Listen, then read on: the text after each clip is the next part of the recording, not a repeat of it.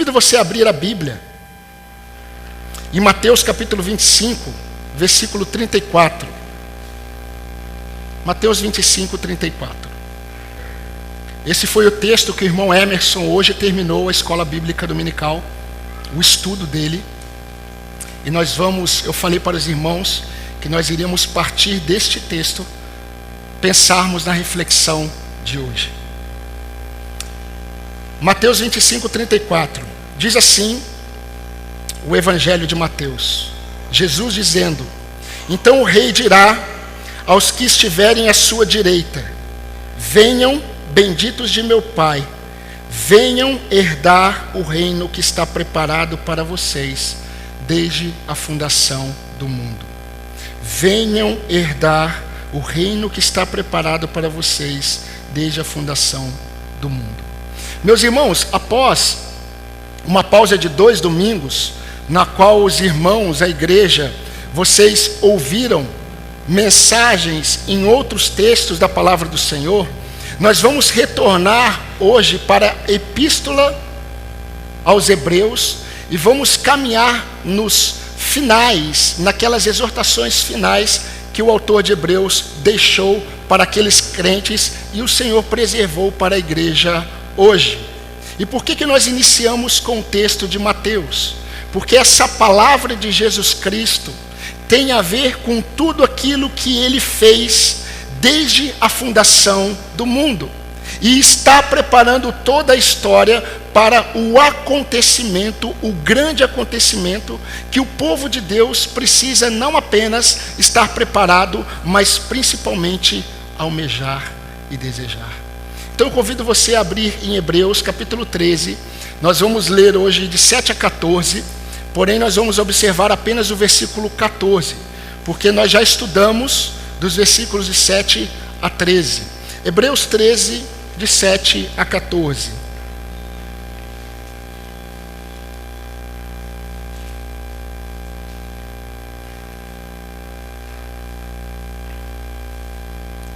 Hebreus 13, de 7 a 14, diz assim a palavra do Senhor. Lembrem-se dos seus líderes, os quais pregaram a palavra de Deus a vocês, e considerando atentamente o fim da vida deles, imitem a fé que tiveram.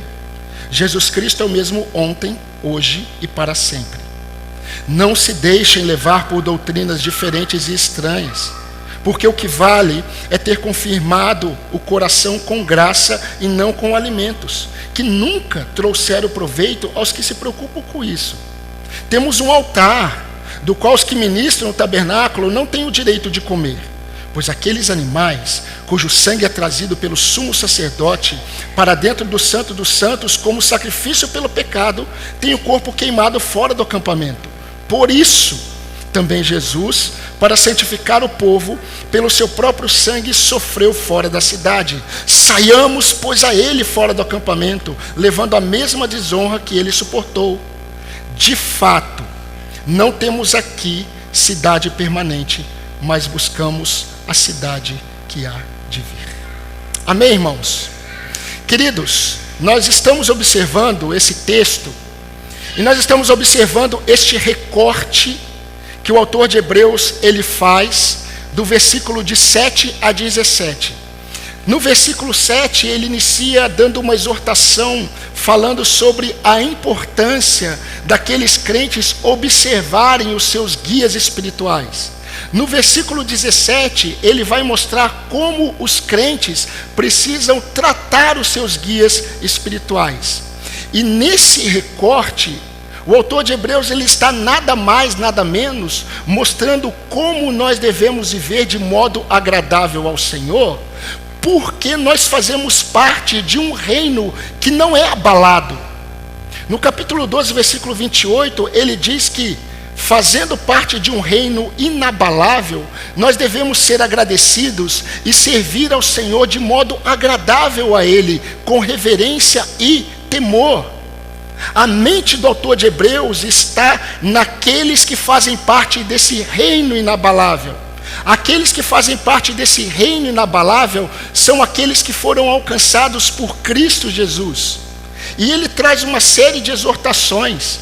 E nós percebemos, quando nós já observamos esse modo de viver agradável ao Senhor, ele vai dizer que nós glorificamos a Deus na forma como nós tratamos os nossos irmãos, na forma como nós observamos o sofrimento daqueles crentes que estão padecendo por causa de Cristo Jesus. Isso nós vimos no versículo 13 do capítulo 13. E ele vai falando sobre essa necessidade de olharmos uns para os outros. E quando nós olhamos uns para os outros da forma como o Senhor deseja, nós estamos demonstrando que nós somos cidadãos desse reino inabalável e nós estamos vivendo de modo agradável ao Senhor. Agora, quando nós olhamos os versículos de 9 a 13, que foi o último texto que nós estudamos, nós ouvimos duas verdades principais. E eu quero trazer a memória para você depois desses 2 domingos. A primeira verdade, que ele enfatiza dos versículos de 9 a 13, é que nenhum crente em Jesus Cristo, ele deve ser elevado por qualquer doutrina estranha e diferente do Evangelho, porque o seu coração deve estar confirmado na graça de Cristo, e não naquilo que nós podemos fazer para alcançar algum favor do Senhor. É muito interessante como nós acreditamos que a nossa salvação é pela graça, nós acreditamos que a nossa justificação é pela graça, nós acreditamos que a nossa glorificação é pela graça, mas quando nós observamos para a nossa santificação, nós fazemos por obras. Nós acreditamos que quando nós estamos servindo o Senhor cada vez melhor, quanto mais você lê a Bíblia, quanto mais você ora, mais ponto você ganha diante do Senhor, mais favor você está conquistando para você. E isso não é verdade. Inclusive a santificação da igreja é pela graça. A santificação dos crentes é pela graça de Deus. E essa é a primeira verdade que ele mostrou. A segunda verdade que nós vimos é que nenhum crente deve ser levado por qualquer doutrina estranha e diferente do Evangelho, porque o sacrifício expiatório de Jesus Cristo, ele foi e é superior a todo e qualquer tipo de sacrifício já visto pelos hebreus. E ele é um sacrifício satisfatório.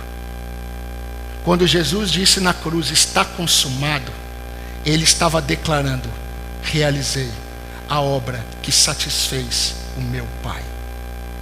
Não há nada que venhamos a fazer que não seja fruto daquilo que Cristo fez por nós. Por isso que o sacrifício de Jesus Cristo é superior. Mas, meus irmãos, na vida do regenerado, na vida daquele que é uma nova criatura, a cobiça do coração tenta diariamente usurpar o trono assumido por Cristo.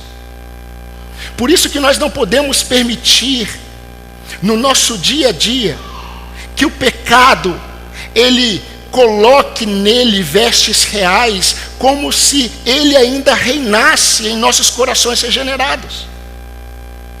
Por que não? Porque nós podemos perceber que quando nós confiamos no que Jesus Cristo fez, nós entendemos que nós não somos agraciados apenas com os benefícios da cruz de Cristo, mas nós devemos suportar o preço, nós devemos suportar a vergonha, a perseguição, os sofrimentos e lutar, preste atenção, lutar contra tudo o que se levanta para se opor a supremacia de Cristo em nossos corações. Por que isso? Porque nada pode assumir o primeiro lugar quando o primeiro lugar já pertence ao melhor, Cristo. E o nosso Deus que nos resgatou, segundo a palavra, Ele nos deu um Espírito, e esse Espírito revela o zelo que Deus tem pelos seus.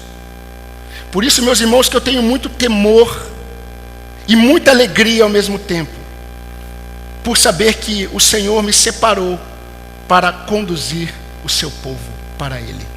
Eu tenho temor porque o povo do Senhor foi um povo comprado pelo sangue dEle.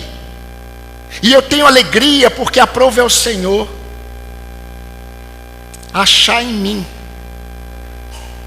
a possibilidade de manifestar a graça dele para conduzir o povo dele para ele.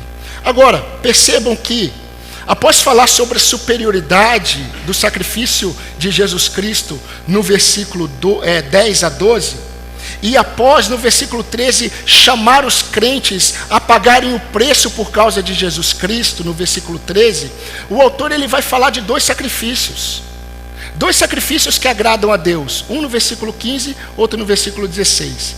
No versículo 15, ele vai falar do sacrifício confessional. E o que é isso? É o sacrifício que sai dos lábios. É o sacrifício que vem da confissão. É um sacrifício que tem a ver com a ortodoxia. Aí no versículo 16, ele vai falar do sacrifício fraternal, que é o reflexo da vida daqueles que confessam Jesus. Então ele vai falar da prática, e ele vai falar da ortopraxia. E nós vamos ver no próximo domingo, se o Senhor permitir, sobre esses dois sacrifícios, porque o contexto é de sacrifício, ele está falando sobre isso. Nós vamos falar desses sacrifícios que agradam a Deus. Mas antes de falarmos desses sacrifícios agradáveis a Deus, em tempos de sacrifícios vazios, nós precisamos observar uma verdade eterna, meus irmãos, que é o arrimo da nossa fé. Existe uma verdade eterna aqui que o autor de Hebreus colocou, que tem a ver com tudo aquilo que Deus vem falando no Antigo Testamento, tem a ver com todos os textos do Novo Testamento, tem a ver com aquilo que Cristo deixou para a sua igreja, como nós lemos no início desse sermão, e tem a ver com aquilo que o autor de Hebreus está querendo mostrar para esses crentes. Meus irmãos, nós estamos em direção a uma cidade que não se vê. Nós estamos em direção a uma cidade que não se vê. E quando nós estamos caminhando em direção a essa cidade que não se vê, nós precisamos ter um discernimento. E nós precisamos ter o discernimento do resultado.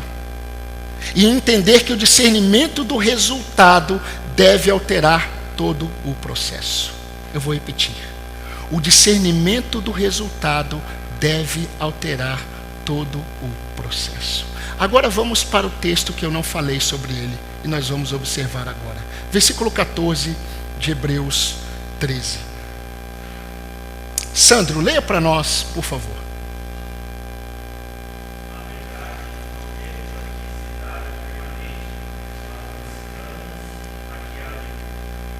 Amém.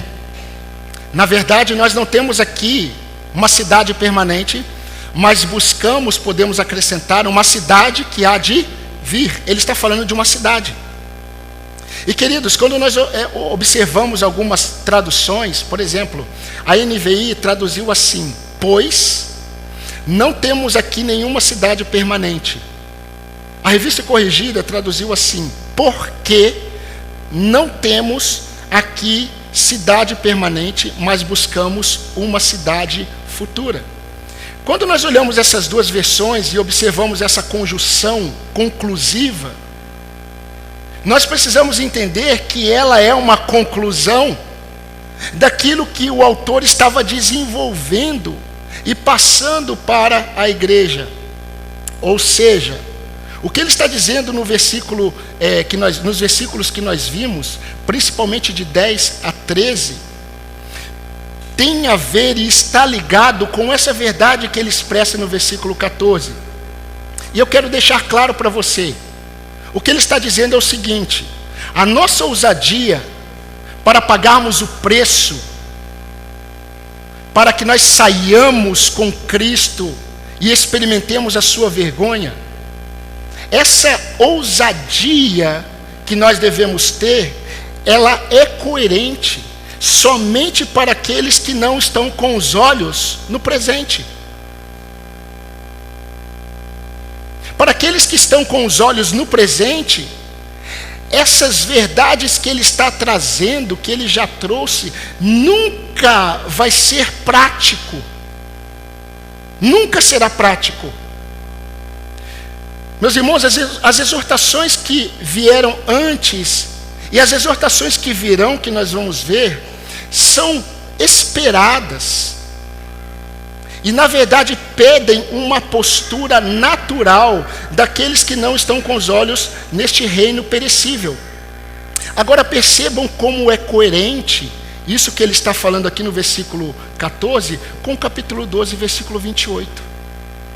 Que é o que ele mostra para introduzir e mostrar na prática como aqueles que fazem parte de um reino inabalável devem viver de modo agradável ao Senhor. E no versículo 14 ele vai falar dessa mesma verdade. E meus irmãos, como eu disse, essa verdade ela é o arrimo. Essa verdade ela é um sustento, não apenas para a conduta cristã, e agora se torna mais pessoal para nós. Essa verdade, ela é um arrimo para todas as nossas emoções. Todos os sentimentos que nós experimentamos todos os dias, diante de todas as propostas, de todas as aflições, diante de todas as dificuldades, diante de todas as lutas, diante de todas as perseguições, diante de todas as propostas desse mundo, esta verdade que ele expressa no versículo 14 e que foi sustentada e passada em primeiro lugar pelo próprio Senhor, é o que deve sustentar a vida dos crentes. Meus irmãos, essa verdade, ela é o alimento que sustenta toda a alma que tem esperança em Deus. Os irmãos que estiveram aqui pela manhã perceberam como o irmão Emerson falou sobre a esperança. Não existe na mente de Cristo um servo dele que não viva todos os dias sendo alimentado pela esperança. E a esperança do Evangelho, apesar de não ser vista aos olhos humanos, ela é real. Diferente de toda e qualquer esperança que você possa experimentar neste mundo. E meus irmãos, eu gosto da versão que o Sandro leu, também da versão que eu tenho utilizado, que é a NAA, Nova Almeida Atualizada, porque mostra exatamente essa coerência com tudo que ele está falando. Na minha versão diz assim, começa assim o versículo 14, de fato.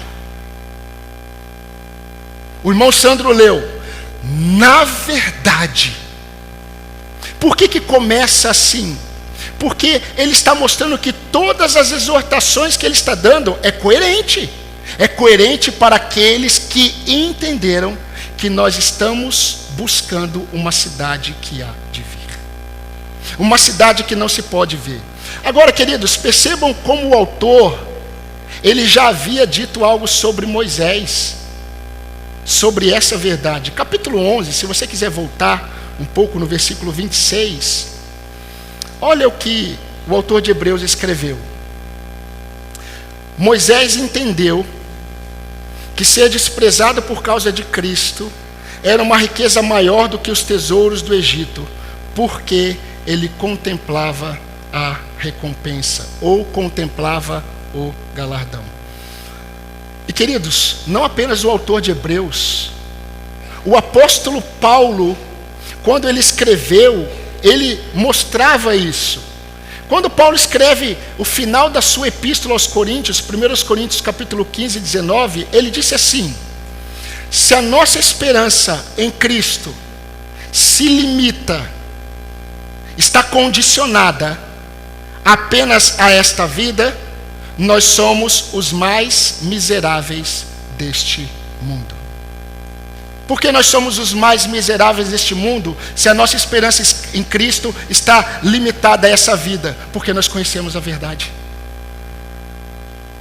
Nós sabemos que a esperança do crente, ela vai muito além, e ela está muito além, porque a esperança do crente é muito mais do que um lugar, é uma pessoa. Por isso que Paulo, quando escreve aos Colossenses, capítulo 3, ele diz, olha, busquem e pensem nas coisas que são do alto, porque a vossa vida está oculta em Cristo. Onde Cristo vive, a questão é Cristo. Meus irmãos, Moisés, vamos observar esse homem E eu estou pensando dentro do contexto dos hebreus. Moisés era um homem tido como o grande nome para o povo hebreu. Eles esperavam um profeta como Moisés, e eles não reconheceram Jesus Cristo como alguém, não apenas como, mas superior a Moisés. O texto que nós lemos de Hebreus 11, 26, diz que Moisés, preste atenção, Moisés considerou a vergonha por causa de Cristo como de maior valor, estamos falando de valores, maior valor do que os tesouros do Egito, porque ele estava olhando para a sua recompensa. Ou seja, o discernimento de Moisés do resultado na eternidade alterou as suas escolhas, alterou as suas decisões, alterou as suas expectativas e alterou as suas esperanças. Moisés preferiu a vergonha do que os prazeres do Egito. Meus irmãos, que troca é essa? Que troca é essa? Preferir padecer com o povo de Deus na expectativa do Messias do que experimentar todos os prazeres e tesouros como sendo quase que um faraó no Egito.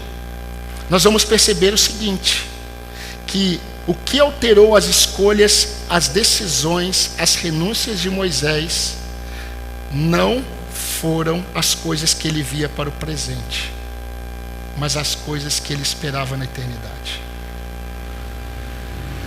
Alguns clássicos, livros clássicos, alguns filmes clássicos, eles sempre trazem algumas frases de impacto, que normalmente essas frases, elas ficam depois e são reproduzidas. E tem um filme que para mim é um clássico, e eu já falei para os irmãos que eu já vi pela 4ª vez. Essa semana eu estava procurando para assistir pela 5ª. O Gladiador.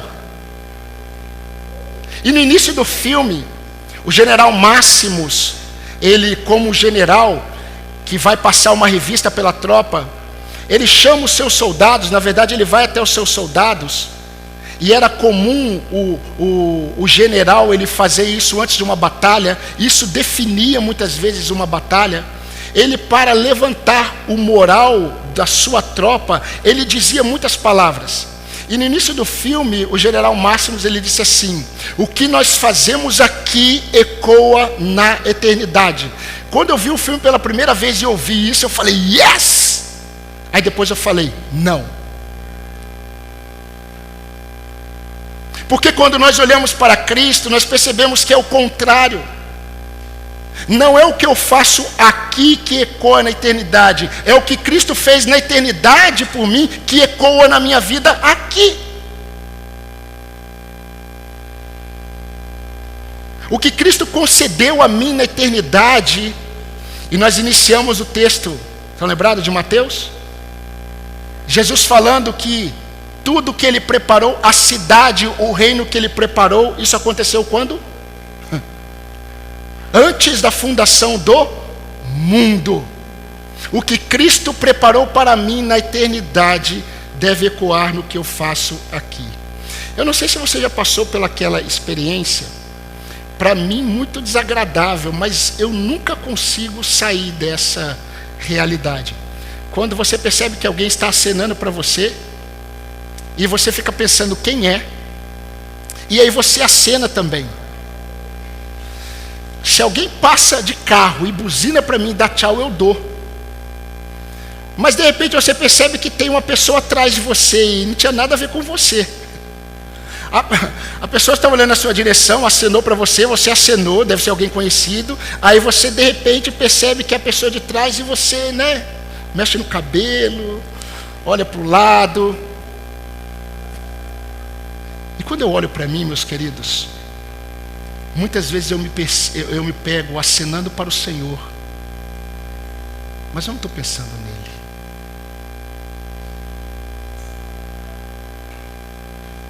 Eu estou olhando na direção do Senhor, mas as minhas motivações diárias não estão nele. E ele sabe que muitas vezes nós estamos acenando na direção dele, nós estamos dando sinais de que nós queremos o Senhor, Nós estamos dando sinais que nós desejamos o Senhor, mas não tem um dia da semana que nós almejamos estar com Ele. Nós damos sinais que nós estamos buscando a face do Senhor, mas não há um dia da semana que nós não somos engolidos pelas pressões desse mundo e somos induzidos a criarmos estacas. Eu estava comentando com o irmão Emerson hoje como eu gosto de ler quando Paulo diz assim: graça e paz a todos aqueles que amam a vinda do nosso Senhor. Graça e paz a todos aqueles que amam a vinda do nosso Senhor.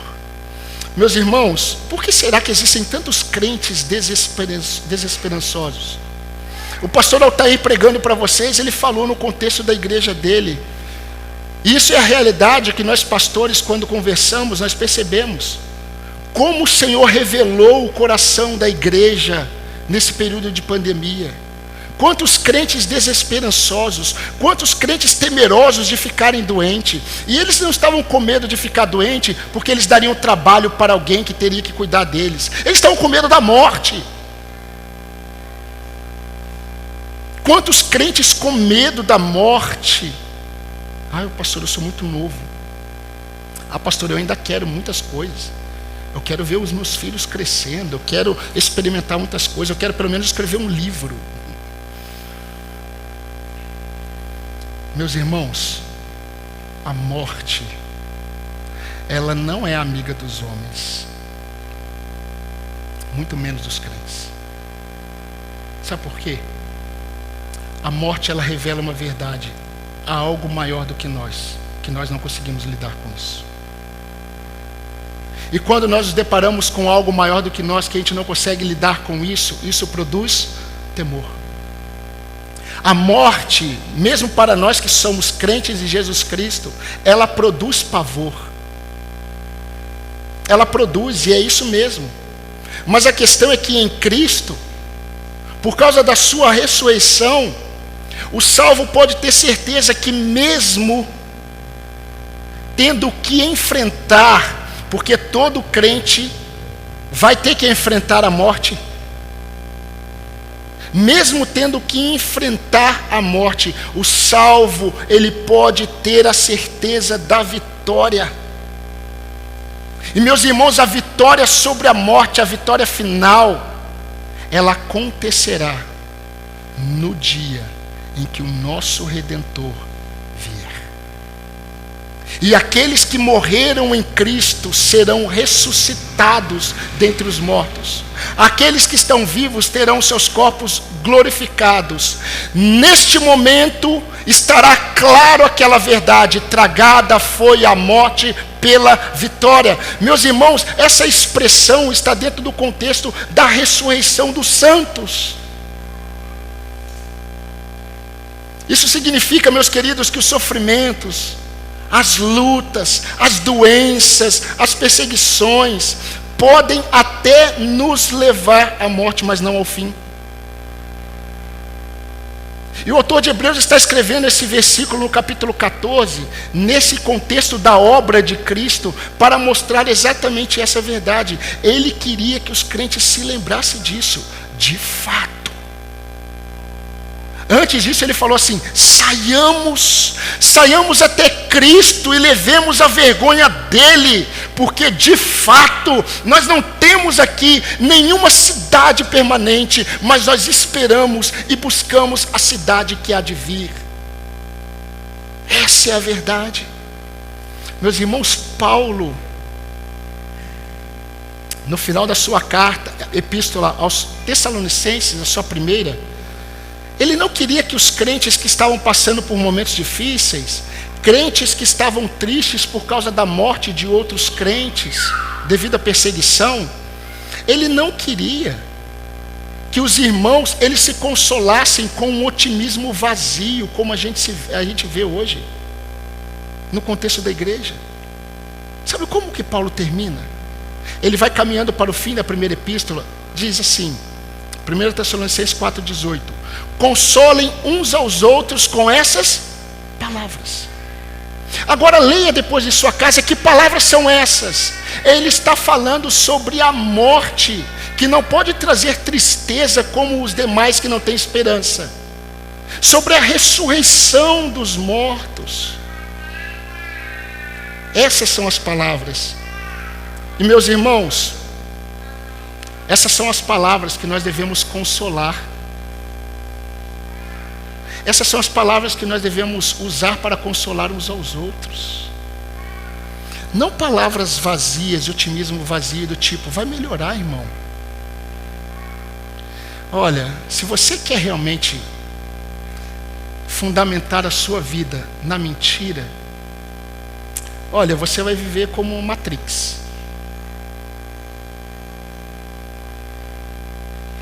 Longe dela. Você vai viver uma verdade que na verdade não é verdade. Se eu fosse num médico, e o médico olhasse todos os meus exames, e ele soubesse que, analisando os exames, que eu tinha apenas uma semana de vida, eu não ia querer que o médico falasse para mim assim, vai embora, está tudo bem, para eu viver uma semana na mentira. Eu ia preferir que ele falasse a verdade, para que eu vivesse uma semana na verdade. Por isso que os pais, muitas vezes, eles lidam com a dificuldade. Muitas vezes, alguns até crentes falam, como é que o pai tira a alegria do filho falando que não existe Papai Noel? Deixa o filho dele viver uma fantasia, deixa o filho dele aproveitar essa mentira. Por que o meu filho precisa ser sustentado numa mentira para ter alegria? Isso é tão insano. Mas muitos pais preferem. Se você quer viver e pautar a sua história numa mentira, você vai acreditar que as coisas vão melhorar. Agora, se você quer pautar a sua vida na verdade, as coisas para melhorar, de fato, precisarão piorar.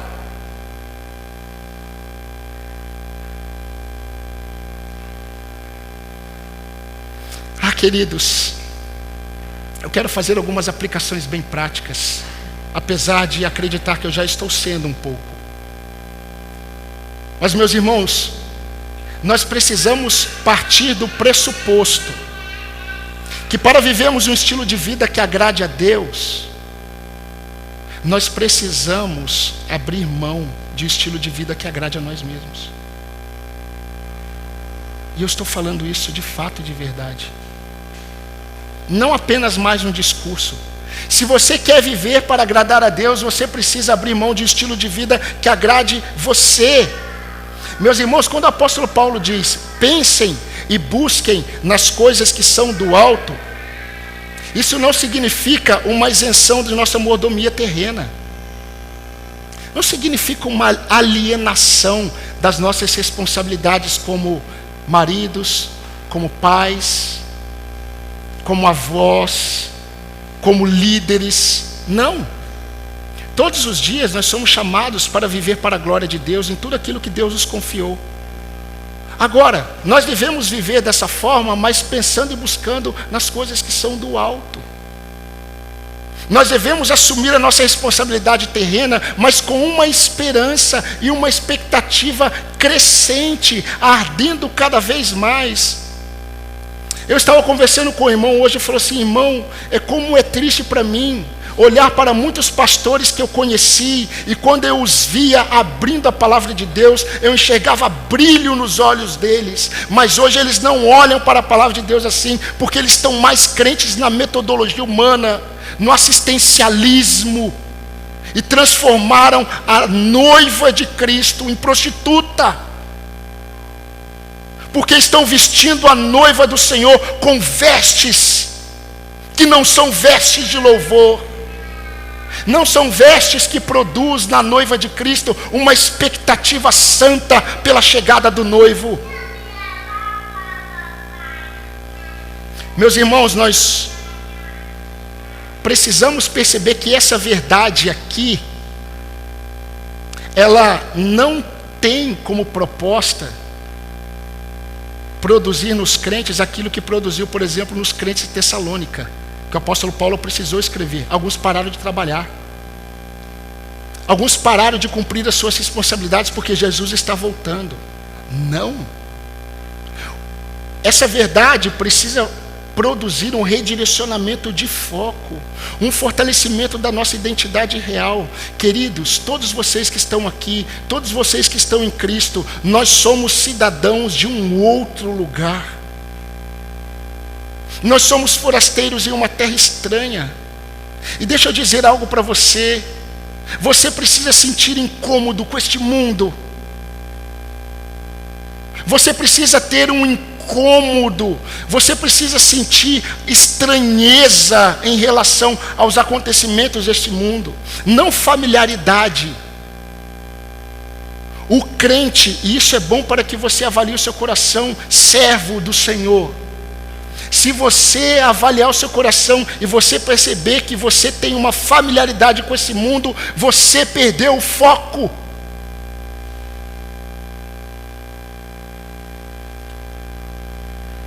Todos nós precisamos ter um descanso de nossas atividades, não é verdade? Os irmãos ficam perguntando: pastor, foi para onde? Taubaté, no período de férias. Descansei. Eu e a Tânia, nós descansamos. 2 semanas, deu para descansar. Todo mundo precisa descansar de suas atividades. Agora nunca haverá descanso de nossa identidade.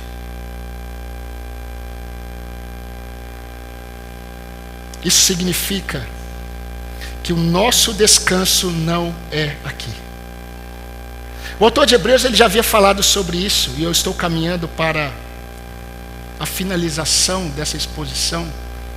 Mas percebam como o autor de Hebreus já estava falando sobre isso. No capítulo 4, versículo 9, ele já havia escrito assim: portanto, ainda resta um descanso sabático para o povo de Deus. Ainda resta um descanso sabático para o povo de Deus. Isso significa, queridos, que nós somos viajantes que não podem se encantar mais com a viagem do que com o local de chegada. Eu não conheço ninguém que sai para fazer uma viagem e ele tem 10 dias de folga e ele fica os 10 dias na viagem, porque ele gostou tanto do caminho, parou no posto, dormiu no posto. Tem a lanchonete, parou na lanchonete, dormiu na lanchonete. Viu a paisagem, ficou o dia inteiro tirando selfie. Deu os 10 dias, não chegou no local. Você já viu isso? Não existe. O povo de Deus, na sua história, é um povo que tem se encantado mais com a viagem do que com o local de chegada. E o Espírito Santo, vez em quando, vem e exorta a sua igreja para mostrar: nós não somos daqui. Existe um reino. Existe um reino inabalável. E meus irmãos, se os nossos olhos esperam apenas nessa vida, como muitos crentes estão vivendo hoje, nós somos os mais miseráveis de todos os homens. Então isso significa que a forma como você vive o processo, a forma como você vive a sua vida, diz muito sobre a sua expectativa no resultado. Diz muito sobre aquilo que você espera. Eu preciso crer que o que Cristo fez por mim, aquilo que Cristo mudou, e queridos, Cristo mudou a nossa realidade na eternidade. Por isso a nossa visão da eternidade deve mudar nossas escolhas, nossas decisões, nossas expectativas e a nossa segurança. Você acredita mesmo que você está seguro onde você está? Você acredita mesmo que você tem segurança neste mundo? Você acredita que no seu trabalho você está seguro? Você acredita que você, naquelas propostas que você recebeu, você pode descansar? Você descansa na carreira que você tem? Você tem descanso nas atividades que você faz, no cuidado que você tem com o corpo? Você descansa nessas coisas? Quando eu olho para Deus, e eu gostaria muito que você entendesse dessa forma, como os conselhos do Senhor são o nosso refúgio. Todas as vezes que o Senhor aconselha o seu povo, o Senhor está chamando os seus filhos ao abrigo. Os conselhos de Deus revelam o refúgio dele, porque todo o conselho de Deus direciona o salvo para ele. E se, meu irmão, se nessa noite, pelo menos por 10 minutos, eu conseguir, na minha miséria, direcionar o seu coração para essa cidade eterna, louvado seja o nome do Senhor. Porque o que Deus está fazendo todo o tempo, todas as vezes que Ele aconselha o seu povo, todas as vezes que a voz do Senhor é ouvida, é o Senhor conduzindo os seus para Ele. Olhem para mim, tenham vida em mim, tenham esperança em mim. E o crente está desanimado, o crente está ansioso, o crente está preocupado, o crente está seguindo os seus conselhos, porque ele acredita que os seus conselhos são melhores do que o do Senhor. E ele acredita que seguindo os seus conselhos, na contramão dos conselhos do Senhor, ele vai encontrar paz. Não vai. Nunca haverá satisfação no crente sem os conselhos do Senhor. Meus irmãos, eu acho muito interessante quando eu observo aquele momento em que os fariseus olharam para os soldados do templo e falaram assim: vão até aquele homem e tragam ele aqui. E os fariseus estavam esperando os soldados trazerem Jesus, e de repente os soldados voltaram de mão vazia. E os fariseus perguntaram: onde ele está? E os soldados falaram assim: ninguém nunca jamais falou como ele.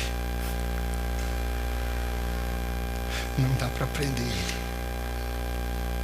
Não dá para fazer o que vocês estão mandando. Ninguém nunca falou como ele. E meus irmãos, essa voz está sendo ouvida por você todos os domingos.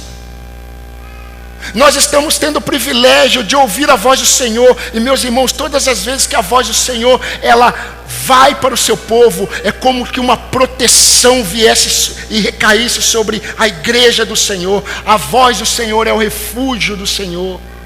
Agora eu fico pensando, como não desejar ouvir essa voz perpetuamente?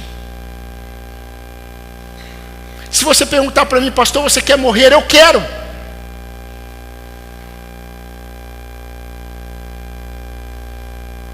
Quero. Quem dera o Senhor me levasse. Mas eu sei que o Senhor ama tanto o seu povo. Talvez o Senhor me preserve para servi-lo mais. Mas eu quero estar com Cristo.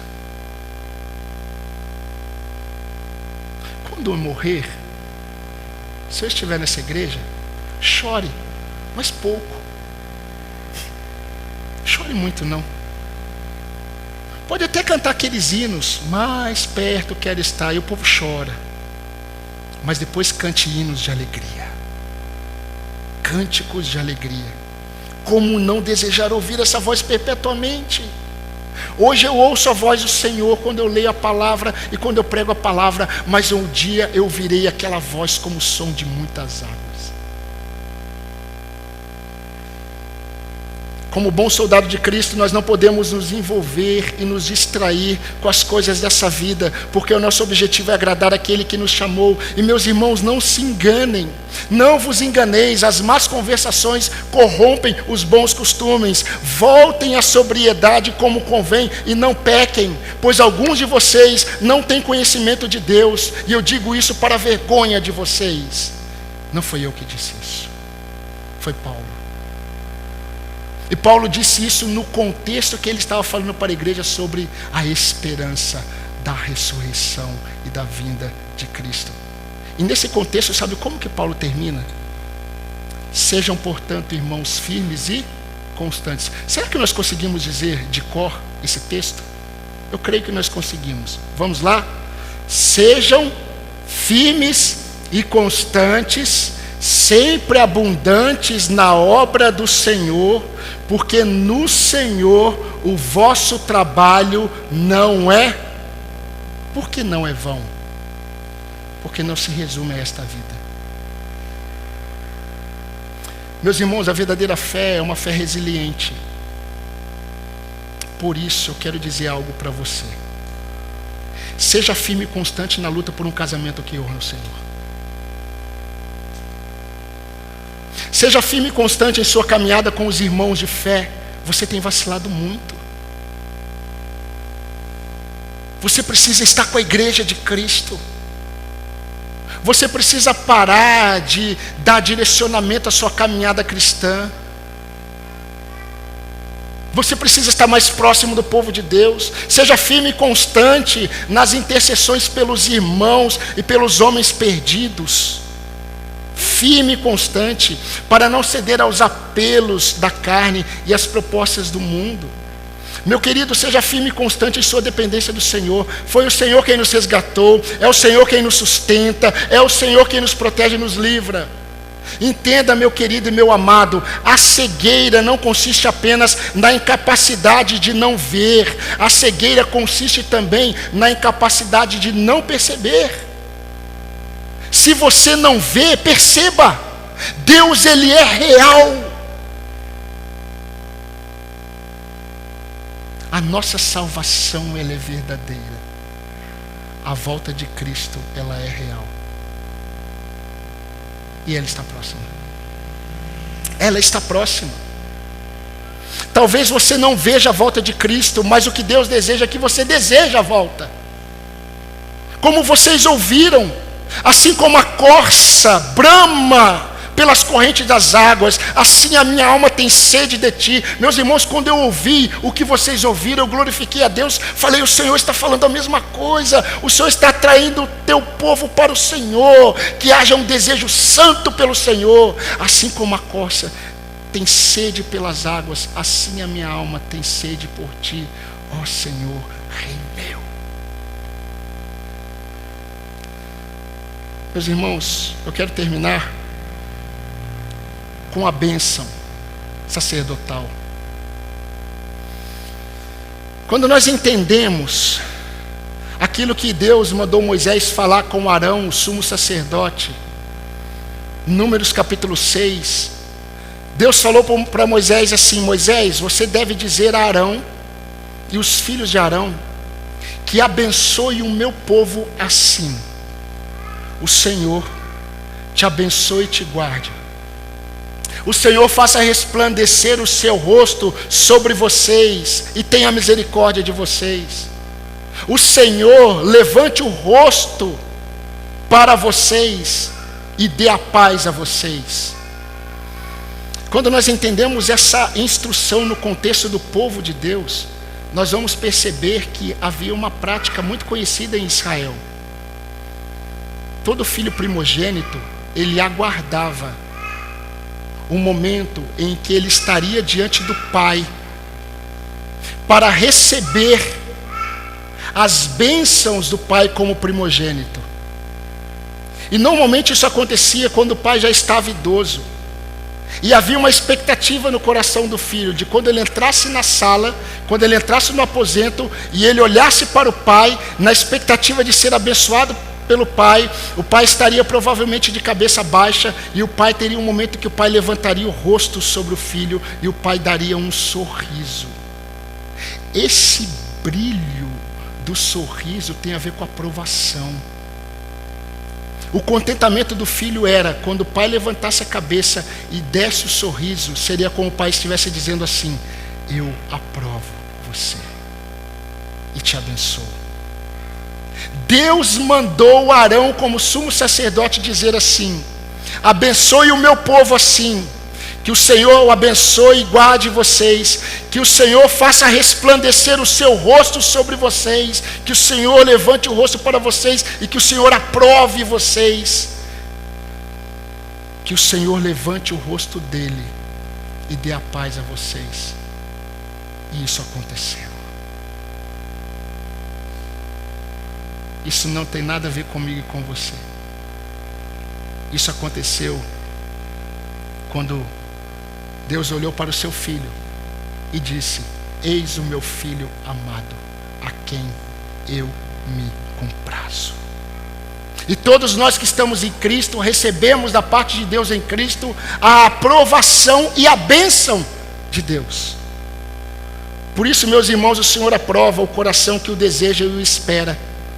E eu quero terminar agora lendo com você o capítulo 11, de 13 a 16, e depois de novo o versículo 14 do capítulo 13, que é o texto que nós estamos observando. Hebreus 11, 13 a 16.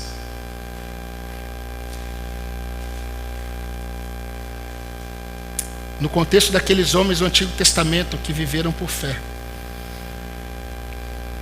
o autor escreveu: todos estes morreram na fé.